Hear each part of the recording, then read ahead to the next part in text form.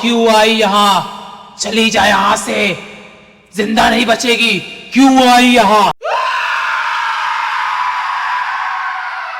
नमस्कार दोस्तों। हॉस्टल में रहने के लिए कितने सारे बच्चे अपने छोटे छोटे गांव घर को छोड़ के पहुंचते हैं ना। लेकिन ज़रा सोचिए, कोई बच्चा किसी हॉस्टल के किसी कमरे में रहने के लिए पहुंचे और उसके साथ उस कमरे में कुछ ऐसी घटनाएं होने लगे जो कि पैरानॉर्मल हो, यानी कि भूतिया हो, भूत प्रेत से जुड़ी हुई हो, तो बच्चा क्या करेगा? पढ़ाई लिखाई में ध्यान लगाएगा या फिर ये सारी चीज़ों को सुलझाते हुए बैठेगा? आज जिस घटना की हम कहानी लेकर आ गए हैं वो भी इसी टॉपिक के ऊपर आधारित है कि कैसे एक हॉस्टल के कमरे ने एक लड़की की जिंदगी बर्बाद करके रख दिया। आइए जिया की जुबानी ये कहानी फुल डिटेल में जानते हैं। ये जो घटना घटी थी ना, बेसिकली अर्चना नाम के लड़की के साथ घटी थी आज से कुछ साल पहले। अर्चना से पहले भी बहुत लड़कियों के साथ बहुत ही खतरनाक लेवल से घटनाएं घटी थी उस हॉस्टल के उस कमरे में, लेकिन जो अर्चना के साथ घटी वो आज तक उस रात को कहीं से भी भूल नहीं पाई है। सबसे पहले हमें अर्चना के बारे में जानना चाहिए, वो कहाँ की रहने वाली है और कैसे कहाँ के हॉस्टल में पहुँचती है। अर्चना जो है उत्तर प्रदेश के एक छोटे से गाँव की रहने वाली नॉर्मल सी फैमिली की लड़की, जो अपने माँ बाप की इकलौती लड़की थी। इसके पापा फार्मिंग करते थे, किसानी करते थे, और मम्मी हाउसवाइफ थी। बचपन से ही इसके जो दादाजी थे वो, इसके पापा, इन लोगों का सपना था कि अर्चना जब बड़ी होगी तो उसको हम पढ़ाएंगे लिखाएंगे और उसको हम डॉक्टर बनाएंगे और अपने गांव में कुछ काम आएगी। हमारा छोटा सा गांव है तो हमारे गांव में डॉक्टर बन के बैठेगी तो बहुत लोगों का, बहुत मरीजों का इलाज करेगी। ऐसा बचपन से उनका सपना था, बहुत ज़्यादा ही। और बहुत सीरियस है सब लोग कि हमारे पास पैसे नहीं भी होंगे तो हम लोन लेके या किसी से पैसे मांग के, कुछ भी करके, कर्जा लेके, खेत बेच के, कुछ भी करके हम पढ़ाएंगे ज़रूर। धीरे धीरे करते करते अर्चना बड़ी होती है। जब पढ़ाई लिखाई का टाइम आता है, जब उसका एडमिशन लेने का, उस टाइम तक उसके दादा तो ऑफ हो जाते हैं, लेकिन पापा अभी भी याद रखे थे उसकी पढ़ाई। क्लास जो भी 10th तक पढ़ाना था वो अपने गांव के ही पास के शहर में पढ़वा दिए थे, लेकिन जब 11th 12th का एडमिशन लेना था और ख़ास करके उसको मेडिकल करना था तो क्या सोचते हैं कि इसको मैं बड़े शहर भेजूंगा, लेकिन कौन से शहर भेजूं, ये बहुत बड़ी कन्फ्यूज़न थी। बहुत जगहों पता लगाते हैं, बहुत जगह के बारे में पूछताछ सब कुछ करते हैं। उसके बाद उनका एक दूर का रिश्तेदार कोई था जिनकी फैमिली थी वहाँ पे रहती थी, लखनऊ में। तो वो लोग बोलते हैं कि हाँ, लखनऊ में तो अच्छे अच्छे गर्ल्स हॉस्टल हैं, वहाँ पे अच्छे अच्छे कॉलेज भी है। 11th 12th वहाँ पे साइंस से लेके पढ़ाई कर लेगी और उसके बाद जो भी उसको मेडिकल करना है वो आराम से कर लेगी, कोई दिक्कत वाली बात नहीं है। यहाँ पे तो बड़े बड़े अच्छे अच्छे हॉस्टल कॉलेज सब कुछ है। तो इसके अर्चना के पापा बहुत खुश होते हैं, उस रिश्तेदार से बात करते, बोलते हैं हम पैसे तो भेज देंगे, सब कुछ कर देंगे, लेकिन आप ना एडमिशन करवा देना, क्योंकि हमको समझ में नहीं आता है कि कैसे एडमिशन करवाते हैं, कैसे क्या चीज़ें करते हैं। हम तो गांव के ठहरे इंसान, किसानी करते हैं, हमको कहाँ इतना सब कुछ पता है। वो जो रिश्तेदार थे इनके दूर के, वो बहुत अच्छे लोग थे। बोलते हैं कि हाँ हाँ आप चिंता मत करो, पैसे की कमी लगे तो हम उल्टा दे देंगे अपने पास से। आप अपनी लड़की को पढ़ाना चाहते हो, एक गांव के, छोटे से गांव के होके भी, नहीं तो बड़े बड़े शहरों में लोग लड़कियों को इतने आसानी से नहीं पढ़ाते हैं, ये बड़ी बात है। तो और ये जो घटना थी ना 2007 की थी, उस टाइम पे बहुत बड़ी बात हुआ करती थी कि लड़कियों को ऐसे बाहर भेजो, हॉस्टल में, कॉलेज में, सारी चीज़ों में। तो अर्चना अपने घर से जो भी पैसे थोड़े बहुत लेके निकलना था वो लेके निकलती है, लखनऊ पहुंचती है, अपने रिलेटिव से मिलती है, उनके साथ मिलके अर्चना सब कुछ वहाँ पर लखनऊ में जो भी कॉलेज हॉस्टल है पता लगाती है। पता लगाने के बाद रिश्तेदारों से बात करती है और बोलती है कि मैं जा रही हूँ गाँव से अपना सामान वामान सब पैक करके आती हूँ और एडमिशन तो हो ही गया है तो मैं आके अपने हॉस्टल में शिफ्ट हो जाऊंगी। हॉस्टल के वार्डन से भी बात हो गई थी, कौन से रूम में रहने वाली है, क्या कुछ करने वाली है, कैसे रहने वाली है, सब कुछ लखनऊ में रह के उसने सेटल सब कुछ कर लिया था। उसके बाद अपने गांव जाती है, गांव कुछ दिनों तक रहती है, अपनी पैकिंग करती है सामान वामान के, सब चीज़ों की, घर वाले पैसे वैसे देते हैं और फिर अपने गांव से वापस ट्रेन पकड़ती है, लखनऊ आती है। लेकिन ये अच्छे खासा ठंड का टाइम था।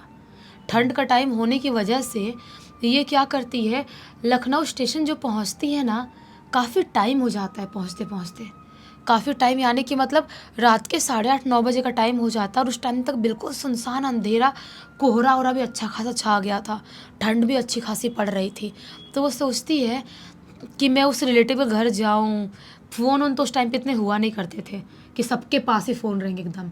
तो सोचती रिलेटिव के घर जाऊँ या मैं डायरेक्ट अपने हॉस्टल ही चले जाऊँ। हॉस्टल में तो वार्डन से बात हुई थी, तो वार्डन ने बोला था कि चाबी दिया था और बोला था कि तुम चले जाना, जब भी आना होगा आके शिफ्ट हो जाना।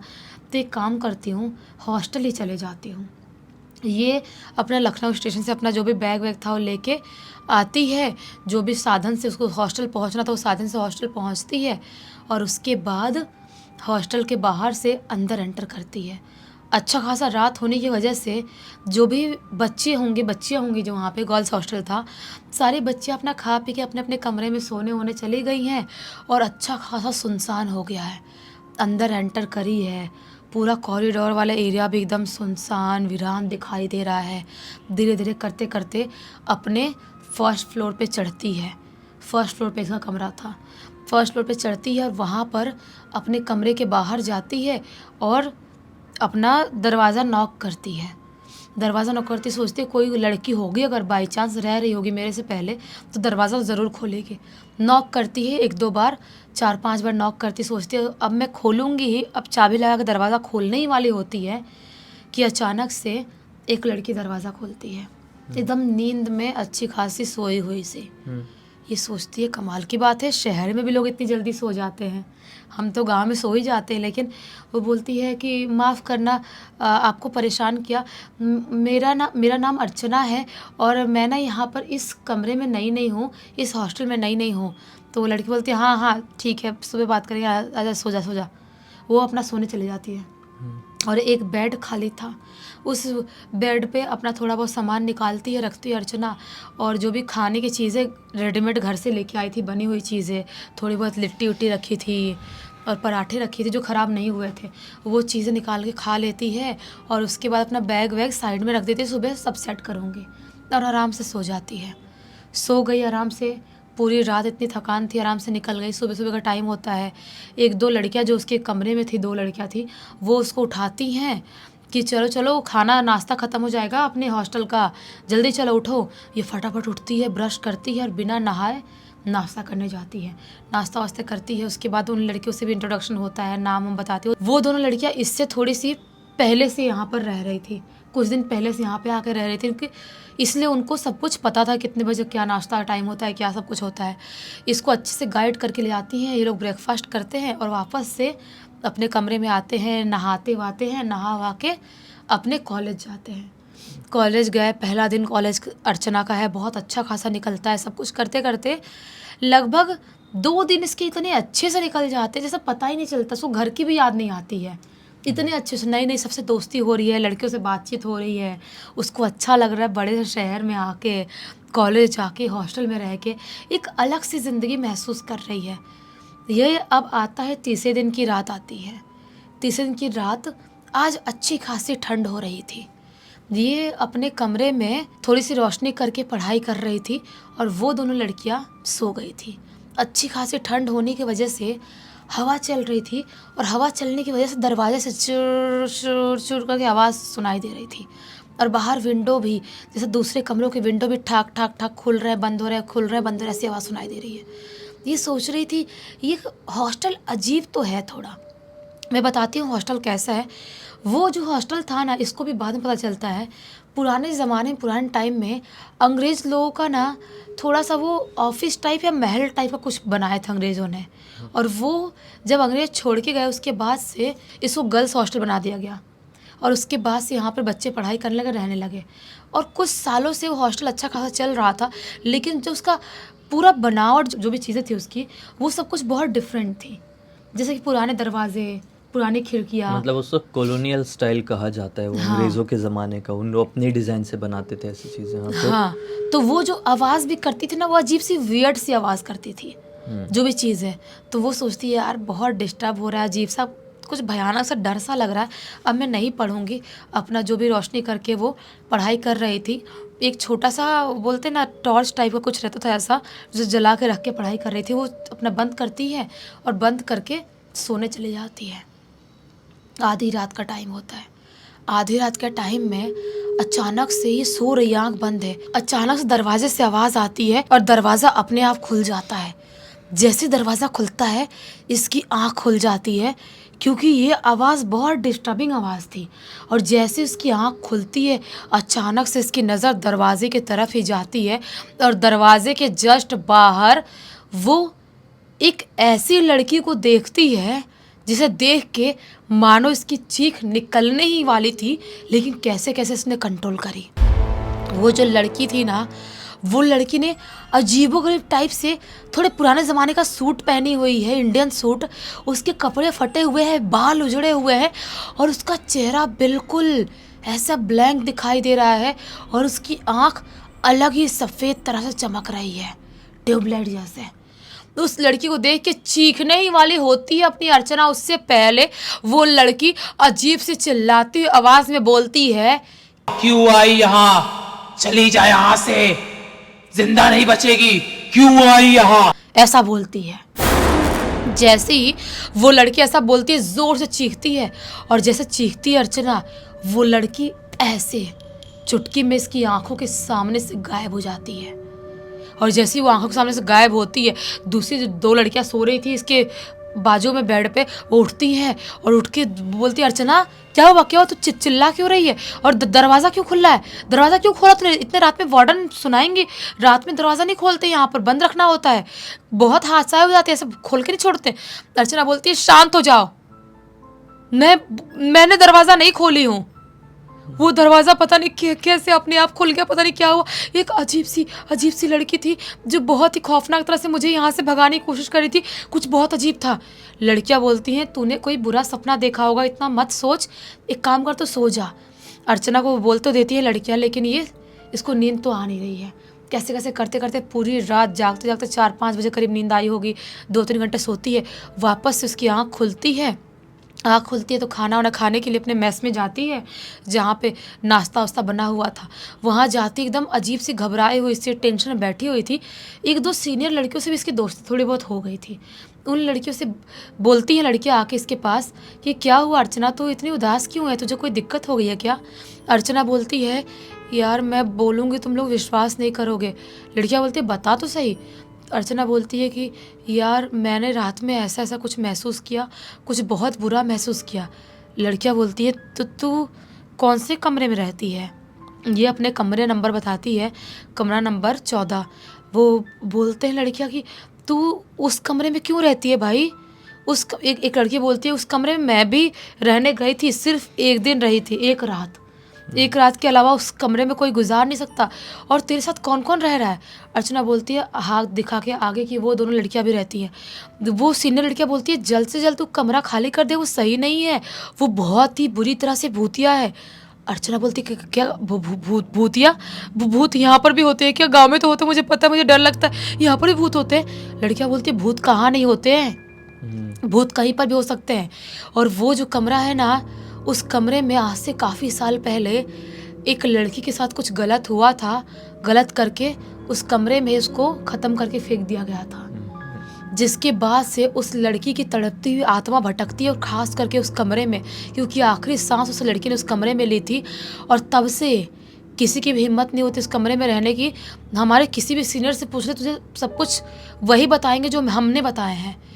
बोलती है अर्चना, मैं क्या करूँ, वार्डन मैडम से बात करूँगी तो नहीं मानेंगी, पहले ही बोल रही थी कमरे खाली नहीं, मैं क्या करूँ? तो लड़कियाँ बोलती, देख अब तेरे ऊपर है, जिंदा रहना है तो कमरा छोड़ दे, कहीं और बाहर रह ले रेंट पे, या जो भी करके बोल दे कि मैं कितनी भी लड़कियों के साथ ठूस ठूस के रह लूँगी, लेकिन उस कमरे में नहीं रहूँगी, मत रहे वहाँ पर। ये बोलती है ठीक है, मैं देखती हूँ, मैं बात करती हूँ। लेकिन आज के दिन इसको टाइम नहीं मिलता है, कॉलेज जाती है, पढ़ाई लिखाई में सब कुछ में भूल जाती है कि वार्डन से बात करना है। और यही भूल उसकी ज़िंदगी की सबसे बड़ी भूल होने वाली थी। भूल गई है, वापस से शाम का खाना वाना खाई और पढ़ाई लिखाई करके सोने के लिए चली गई। जैसे ही वापस से आधी रात का टाइम होता है, एक ठंडी हवा का झोंका उसके कान में पड़ता है।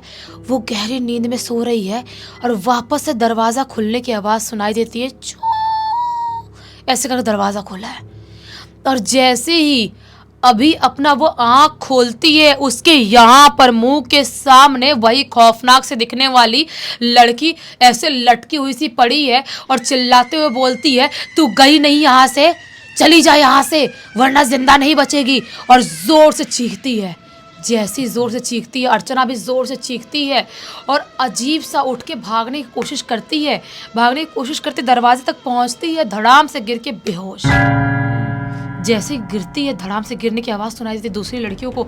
दूसरी लड़कियां उठती हैं और बोलती है अर्चना अर्चना क्या होगा क्या होगा। दूसरी लड़कियां बोलती हैं, वार्डन मैडम को बुलाने जाती है, वार्डन मैडम बुला के लेके आती है और सब कुछ बताती है कि अर्चना पिछली रात में ऐसा कुछ बोल रही थी और आज बेहोश हो गई है, दरवाज़ा भी खुला है, समझ में नहीं आ रहा है।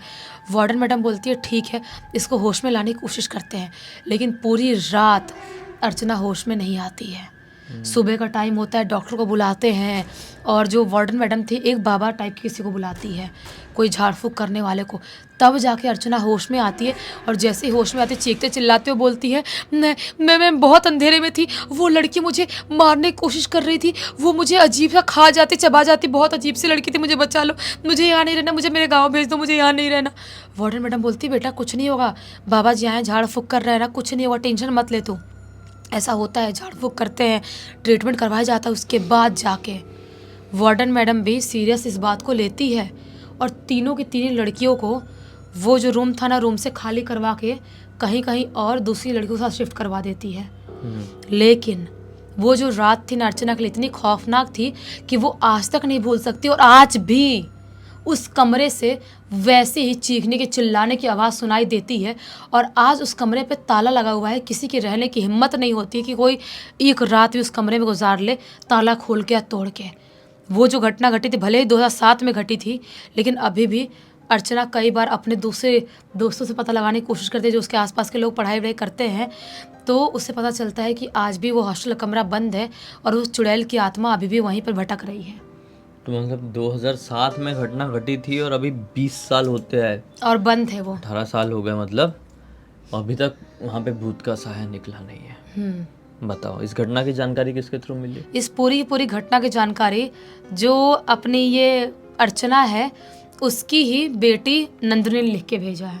चलो अच्छा हुआ, एक बहुत अच्छी सीख और एक अच्छी जानकारी मिल गई। इसी एक नोट के साथ इस कहानी का अंत करते हैं। अब तक इस वीडियो को देख लेते तो लाइक ज़रूर कर देना, चैनल को सब्सक्राइब करके बेल आइकन के ऑल के ऑप्शन में क्लिक करना और इंस्टाग्राम की लिंक वीडियो के डिस्क्रिप्शन बॉक्स में मिल जाएगी, वहाँ पे भी जुड़ जाना। और आपके पास भी ऐसी कोई कहानी, टॉपिक या जानकारी होगी तो लिख भेजना। हो सकता है हमारा अगला वीडियो कल आपके हिसाब से ही बन रहा हो। तो चलिए कल फिर से मिलते हैं, तब तक के लिए बहुत बहुत धन्यवाद। आपका दिन शुभ हो।